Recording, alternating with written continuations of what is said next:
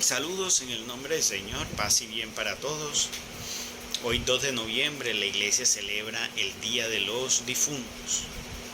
Quiero hacer una disertación sobre este tema porque está llevando a muchas personas erróneamente. La iglesia todavía no suelta ese gran error y es hora de despertar. Primero porque así es la voluntad de Dios, que despertemos con respecto a ello, porque eso no está agradando a Dios. Dios está disgustado y molesto porque el sacerdocio hoy está teniendo y cultivando ese gran error. Voy a basarme en tomar lo que la iglesia se basa y encontrarle, darle una explicación a ustedes, porque está dada mala explicación. Que tú contradices 2000 años de tradición teológica. Pues es que es hora de que 2000 años se den cuenta que hay un error en la iglesia. Y no es el único. Pero en este caso voy a tomar eso. Y voy a tomar de la palabra de Dios. Porque la palabra de Dios está por encima de cualquier interpretación si es contraria. La palabra de Dios está por encima de lo que diga un hombre. Sea quien sea. Papa, obispo, cardenal, lo que sea. Es la palabra de Dios lo que está en lo que prima. ¿En qué se basa la iglesia? Decir que los macabeos, el rey mandó 2000 monedas a hacer un sacrificio de expiación por los soldados muertos. Pero es que tú tienes que leer todos los libros macabeos para que tú entiendas ese pedazo. Si tú lo lees solamente así como te lo leen, pues obviamente tú sí te vas a quedar con eso. Pero que tú tienes que contextualizar. Te parto para contextualizar. Estamos en el Antiguo Testamento. Yo me leí con un grupo de hermanos en la fe el libro de Levítico. El libro de Levítico es el libro donde Dios le dicta a Moisés y Moisés a Aarón, que es el que lleva el sacerdocio, todos los rituales que deben hacer. Se los dictó, como dice, paso a paso, mascadito con plastilina. Y Moisés así se lo dijo.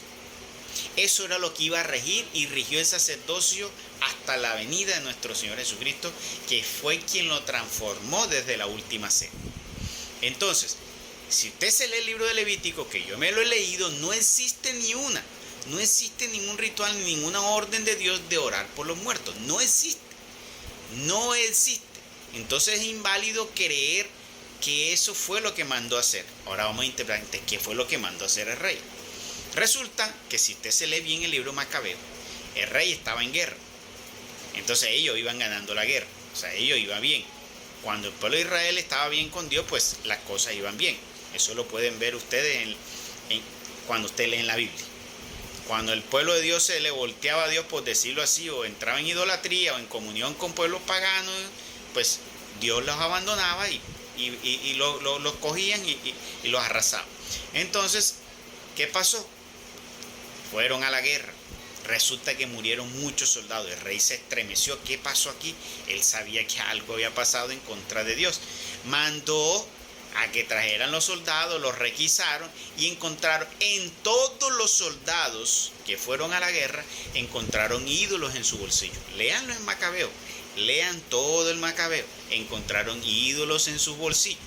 Obviamente el rey se dijo que cometieron un gravísimo error contra Dios. Entonces él, que se dio cuenta de eso, pues mandó a hacer un sacrificio de expiación por eso. Porque si no hacía eso, no aplacaba la ira de Dios, porque así era que aplacaban la ira de Dios, con un sacrificio de expiación se llamaba. Y eso sí está en el libro de Levítico, que lo hacían también por el pueblo. También existía un sacrificio de expiación por el pueblo. Eso sí está en el libro de Levítico.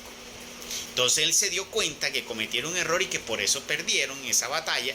Entonces él mandó a hacer un sacrificio de expiación para que Dios perdonara ese error que ellos cometieron, no para que ellos entraran al reino de los cielos.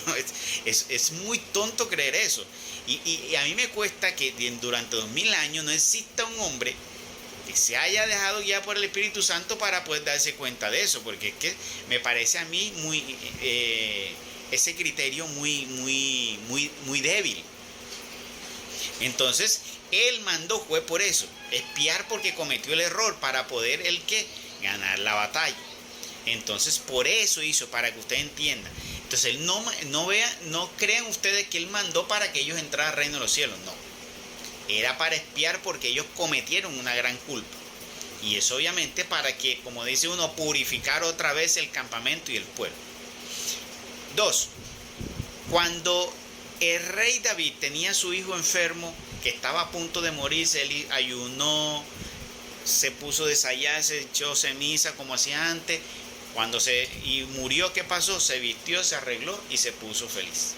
O sea, no se puso feliz, pero se arregló y todos quedaron atónitos. ¿Cómo así? Este hombre mientras estaba enfermo oraba y ahora que murió se viste de alegría. Entonces, ¿qué pasa? Mostrando que uno no debe sentirse ni triste por los muertos, porque los que mueren en Cristo deben uno sentir alegría y no debería haber llanto, sino canto de júbilo.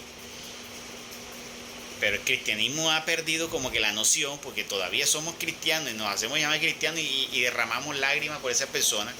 Y peor aún, existe la incoherencia que muchos dicen, ay, ese es santo, y si es santo, entonces ¿para qué oras por ello? Los santos no van al cielo, entonces dice santo, ¿para qué oras? Vea, yo una vez escuché un sacerdote que una persona, no fue sacerdote, una mujer voy a hacer una misa que por el alma del beato tal, pero si es beato, ¿para qué haces tú una misa si se supone que está en el cielo? Y no dice la iglesia que ellos que están viéndonos a nosotros. Entonces es una gran incoherencia esta cuestión de la oración por los muertos. Entonces mira que nuestro Señor Jesucristo, alguien se acercó, lo llamó, ven, sígueme. ¿Y qué le dijeron? Le dijo, déjame que mi papá murió, déjame yo lo entierro. El Señor le dijo, no Señor, deja que los muertos entierren a sus muertos. Eso sí hay que meditarlo. El Señor le dijo, deja que los muertos entierren a sus muertos. Además, si tú crees en mí, también le dijo, usted no morirá, sino que tendrá vida eterna. Y dice el libro de Hebreos que el Señor hizo un único sacrificio para salvación de todo. ¿Cómo es posible que me digas que vas a hacer una Eucaristía, un sacrificio para ayudar a salir? Entonces me estás diciendo, ¿por qué cobran por la Eucaristía?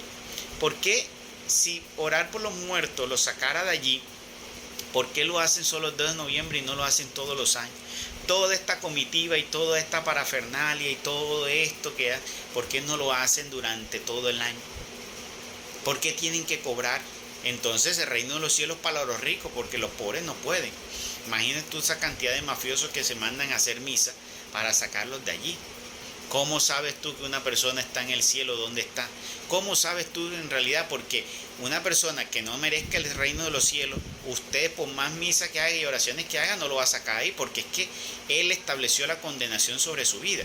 Además dice la palabra de Dios que cada quien va a la cárcel hasta que pague el último de lo que debe pagar, dando a entender que nosotros estamos allí en ese lugar que se llama abismo de oscuridad, no se llama purgatorio, abismo de oscuridad, y todos estaremos allí es por la vida que llevamos. Entonces, si yo no fui merecedor del reino de los cielos, pues yo nunca voy a salir de ahí, porque voy a salir de ahí el día del juicio para irme al infierno. Por ejemplo, voy a poner un caso, los brujos, los chamanes, los satánicos, de ahí no van a salir. ¿Qué le va a hacer usted? Los que murieron gravemente contra Dios, bueno, ahí hay una lista grande. Pero hay aquellos que murieron en fe en el Señor, no se perfeccionaron, le faltó perfección, pero ellos se esmeraron, pues van a pasar por ahí, por los abismos, porque todo ser humano pasará por ahí. La diferencia es que hay algunos que pasarán rápidamente y luego irán a la luz. En ese lugar las personas pierden la memoria de quienes eran, porque el libro del Apocalipsis dice que el día del juicio todos recobraremos la memoria. Entonces nosotros cuando morimos perdemos la memoria de quiénes éramos, qué hacíamos, a qué nos dedicamos. Entonces imposible que un santo, a lo que la iglesia llama santo, tú le puedas orar. Si él, vamos a suponer que está en el cielo, bueno, está en el cielo, pero él no está al lado de nuestro Señor Jesucristo, él está en la luz. Él no sabe que él era sacerdote, él no sabe quién era, él simplemente está en un estado de luz esperando el día del juicio. Entonces, ¿cómo va a interceder? Primero, no tiene contacto contigo. Número 2, él no sabía quién era.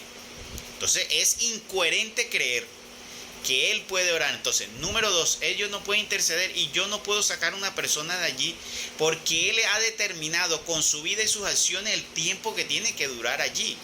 Porque se supone que allí se va a purificar antes de entrar allá. Tú no lo vas a purificar con oraciones ajenas. Necesita ese tiempo que va a durar allí. Porque si tú estás creyendo que es un lugar de purificación, necesita purificarse. Y no son con oraciones ajenas. De gente que a veces tampoco ni tiene fe en Dios y que el dinero que dan es un dinero mal habido. O sea, ¿cómo lo vas a sacar? Reflexiona sobre eso. Déjame tu comentario a ver qué piensas.